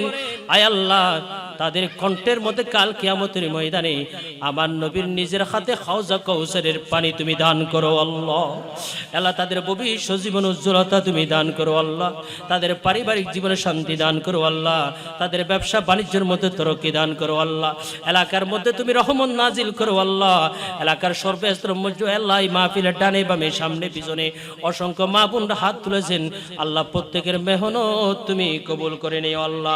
আজকের মাহফিলের প্রধান অতিথি মোহাম্মদ আবুল কাসেম সাহেব, আল্লাহ ওনাকে তুমি কবুল করিয়া নাও। আয় আল্লাহ আমাদের প্রিয় মাতৃভূমি বাংলাদেশের উপরও তুমি রহমত নাজিল করো আল্লাহ। রব্বানা তাকাব্বাল মিন্না ইন্নাকা আনতাস সামিউল আলিম ওয়া তুব আলাইনা ইয়া মাওলানা إنك أنت التواب الرحيم اللهم اجعلنا سكرة الموت شهادة لا إله إلا الله محمد رسول الله